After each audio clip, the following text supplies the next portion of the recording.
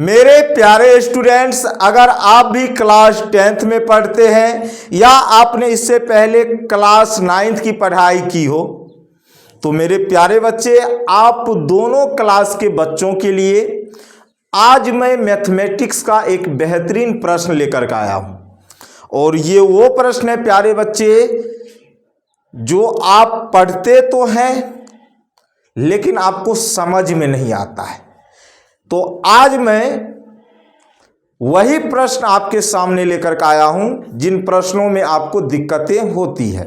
और मेरे प्यारे बच्चे, अभी जो आप प्रश्न देख रहे हैं ये ब्रीथ का प्रश्न है, और ये जो प्रश्न है क्लास 10th वाले बच्चों के लिए भी है और क्लास 9th वाले बच्चों के लिए भी है। आज के बाद जब मैं इन प्रश्नों को आपको बता दूंगा कि किस तरीके से करना है, तो मुझे नहीं लगता है आज के बाद इस टाइप के प्रश्न में आपको कहीं पे भी कोई समस्या होगी। और समस्या का जो मेन वजह है ये है आपका कॉन्सेप्ट का क्लियर ना होना। अगर आपका कॉन्सेप्ट सही तरीके से क्लियर होता तो मेरे ख्याल से ये समस्या आपके सामने आता ही नहीं। चलिए फिलहाल देखते हैं हम लोग अपने प्रश्नों को एक बेहतरीन अंदाज में सॉल्व करने का प्रयास करेंगे। आइए, कहा गया है एक वृत्त की दो समांतर जीवाएं। अच्छी बात है भैया जी, एक वृत्त की दो समांतर जीवाएं ए बी और सी डी है। कोई दिक्कत बताओ? एक वृत्त है जिसकी दो समांतर जीवा क्या है बुआरे, ए बी और सी डी है, ठीक है, जो केंद्र के विपरीत और स्थित है। इस प्रकार है कि ए बी बराबर 10 सेंटीमीटर। अब भैया जी बोल रहा है ए बी हम 10 सेंटीमीटर है, और सी डी बोल रहा है कितना सेंटीमीटर है जी, 24 सेंटीमीटर। यदि ए बी और सी डी के बीच की दूरी 17 सेंटीमीटर है तो वृत्त की त्रिज्या ज्ञात करें। वृत्त की क्या ज्ञात करना है बुआरे? त्रिज्या ज्ञात करना है। किसी को कोई समस्या है? नहीं होनी चाहिए। आइए प्यारे बच्चों, यहां पे हम लिखेंगे सॉल्यूशन। अब देखिए, सबसे पहली बात आराम से समझिएगा, पहले जो दिया है उसको लिख लीजिए। सबसे पहले अच्छा एक चीज समझा देते हैं, अभी नहीं लिखना है, पहले इसको देख लो। देखिए मैंने फिगर पहले ही बना लिया था। ये आपका एक वृत्त है। क्या है प्यारे बच्चों? ये आपका वृत्त है। ये ए बी और सी डी आपका दो जीवा हो गया। ये ए बी को आप देखिए और ये सी डी को देखिए, दोनों क्या हो गया आपका? जीवा हो गया, जो केंद्र के दोनों तरफ स्थित है। मतलब एक केंद्र के इधर होना चाहिए तो एक केंद्र के इधर। विपरीत दिशा का मतलब क्या हुआ कि एक केंद्र के ऊपर एक केंद्र के नीचे, ऐसे होना चाहिए।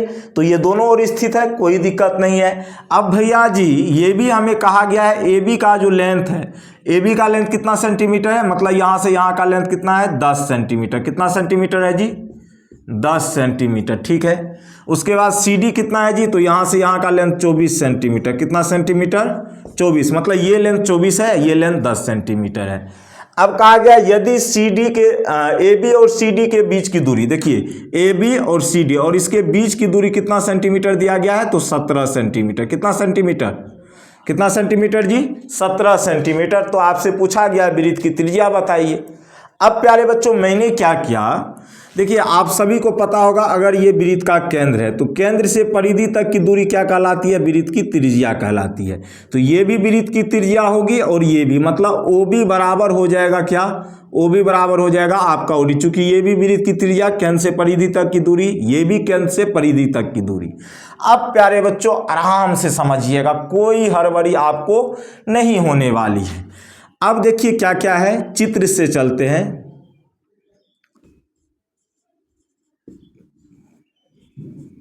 दिया है, ठीक है, आराम से, ठीक है। दिया है किससे बुआरे? चित्र से। किससे? चित्र से। अब आपको लिखने की जरूरत तो है नहीं वैसे, ठीक है, क्योंकि समांतर जीवा है ए बी और सी डी। हाँ याद रखिएगा ये दोनों पैरेलल भी है। क्या है बुआरे? पैरेलल भी है, ठीक है, कोई दिक्कत नहीं। अब प्यारे बच्चों यहां पे देखेंगे, दिया है चित्र से। किससे बुआरे? चित्र से। ए बी का वैल्यू कितना सेंटीमीटर है बताओ? ए बी का वैल्यू है 10 सेंटीमीटर। कितना सेंटीमीटर? अच्छा, सी डी का वैल्यू कितना है जी? तो सी डी का वैल्यू आपका 24 सेंटीमीटर है ना? अरे बोलो हाँ है ना? तथा ए बी और सी डी के बीच की दूरी, सी डी के बीच की दूरी बीच की दूरी कितना दिया गया है बताना जरा सा, 17 सेंटीमीटर। अब कोई दिक्कत वो आ रही बताओ जरा सा। देखिए प्यारे बच्चों, तो यहाँ से देखिए ये आपका सब कुछ लिखा हुआ है, जय कहते जो क्वेश्चन में दिया हुआ था वो मैंने लिख दिया, ठीक है। अच्छा, दिया है चित्र से, चित्र से कहिए, प्रश्न से कहिए, नहीं तो ये चित्र उत्र जो है ना मिटा दीजिए, बेहतर होगा, ठीक है। दिया है इतना बराबर इतना, कोई दिक्कत। अब चलिए आगे। अब प्यारे बच्चों क्या करेंगे, हमें चाहिए क्या, तो वृत्त की त्रिज्या, बोलो हाँ या ना। अच्छा एक चीज बताओ प्यारे बच्चों, बोलो क्या। एक चीज तो आप देख रहे हैं कि ये OB और OD बराबर होगा। OB बराबर क्या हो जाएगा, चित्र से, यहां पे भी लिख दीजिए चित्र से, ठीक है। चित्र से OB बराबर OD होगा, ठीक है। एक ही वृत्त की ये क्या है, त्रिज्या है, एक ही वृत्त की त्रिज्या, ठीक है, एक ही वृत्त की त्रिज्या। देखिए यहाँ पे इसलिए मैंने चित्र नहीं लिखा, चूंकि क्वेश्चन में भी कहा गया था, तो यहाँ से हमें चित्र से दिख रहा है, ठीक है। OB बराबर OD, एक ही वृत्त की त्रिज्या। अगर OB बराबर OD है तो इसका मतलब OB स्क्वायर बराबर भी क्या हो जाएगा, OD का स्क्वायर। यहाँ तक तो किसी का को कोई प्रॉब्लम नहीं, मतलब दोनों तरफ वर्ग करने पर, दोनों तरफ क्या करने पर, क्या करने पर जी, वर्ग करने पर। चलिए आप लोग जैसा के हैं वैसा ही सही, ठीक है बुआ, ध्यान देना। अब प्यारे बच्चों एक चीज आप जरा सा हमें बताओ, ये आपका क्या है, आराम से देखो, ये एक चीज और आपको इसमें आगे जरूरत पड़ेगी। जैसे हमको L और M का वैल्यू दिया गया था, मतलब ये LM हो गया, ठीक है, ये क्या हो गया आपका LM। तो LM का वैल्यू अगर मेरे पास 17 सेंटीमीटर है, मतलब दोनों जीवाओं की बीच की दूरी कितना सेंटीमीटर। अगर मैं इसमें मान लो OM को X मान लेता हूँ, OM को क्या कर लेता हूँ, X मान लेता हूँ।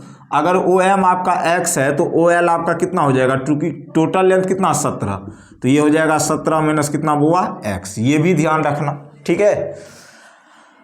अब थोड़ा सा मैं आगे बढ़ूंगा, तो देखिए OB स्क्वायर जो है, अगर ये आपका राइट एंगल ट्रायंगल है प्यारे बच्चों, ध्यान देना, ये OB स्क्वायर, तो इसको मैं लिख सकता हूँ OL का स्क्वायर प्लस BL का स्क्वायर। इसी की जगह हम लिख सकते हैं OL का स्क्वायर प्लस में BL का स्क्वायर बराबर हो जाएगा। इसी तरीके से OD स्क्वायर बराबर OM का स्क्वायर प्लस में हो जाएगा MD का स्क्वायर, ठीक है, ध्यान रखना। अब प्यारे बच्चों देखिए OL का वैल्यू आपको क्या पता है, तो बिल्कुल पता है, OL है आपका 17 माइनस एक्स, तो 17 माइनस एक्स का स्क्वायर, फिर प्लस उसके बाद आपका क्या है जी BL कितना है जरा सा बताना, BL तो BL बुआ कितना हो जाएगा, देखो ये भी लेंथ तो निकालनी ही पड़ेगी ना, क्योंकि ये पूरा 10 है, ये पूरा लेंथ 10 है। अगर इसको मैं यहाँ पे सपोज डेट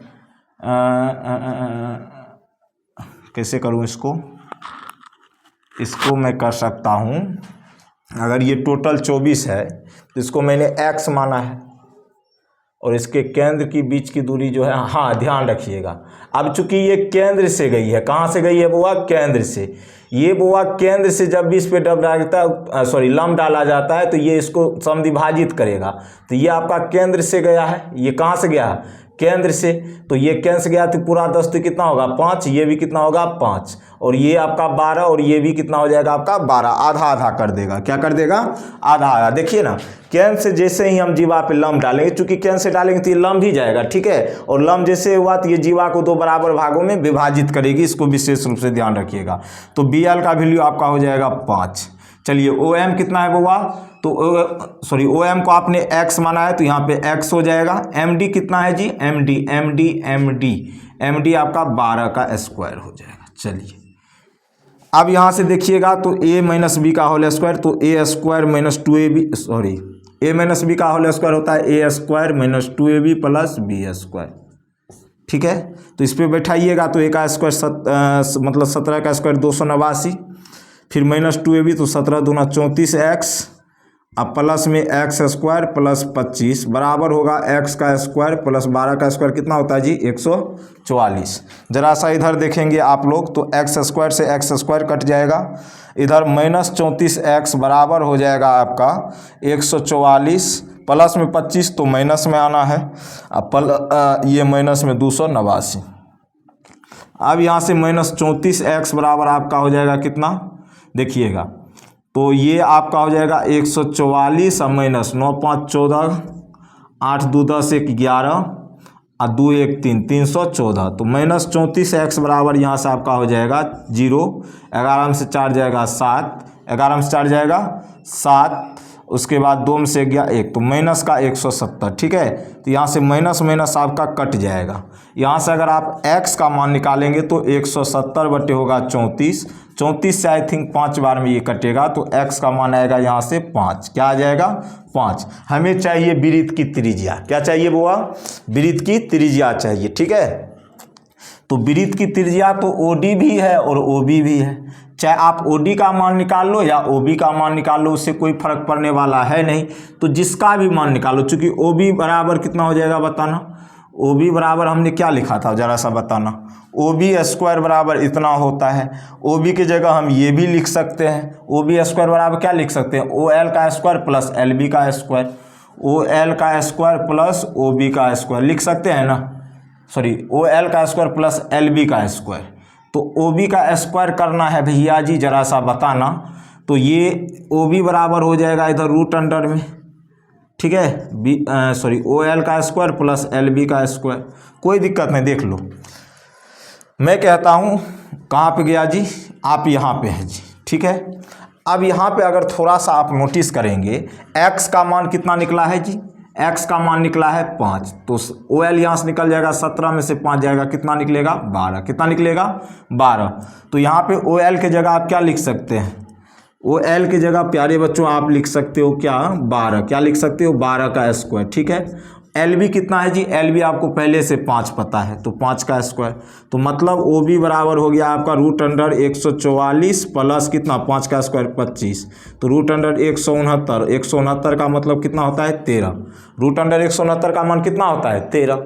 मतलब क्वेश्चंस बहुत ही खतरनाक बोल सकते हैं, लेकिन अगर कॉन्सेप्ट आपका क्लियर है तो मुझे नहीं लगता है कि दुनिया की कोई भी ताकत जो है आपको रोक सकती है। ठीक है, तो चलिए आज के लिए इतना ही रखते हैं, मिलेंगे फिर से आपसे बहुत ही बेहतरीन प्रश्नों के साथ आपसे हमारी मुलाकात होगी, और मैं उम्मीद करूंगा कि ये मुलाकात आपसे रेगुलर होती रहे।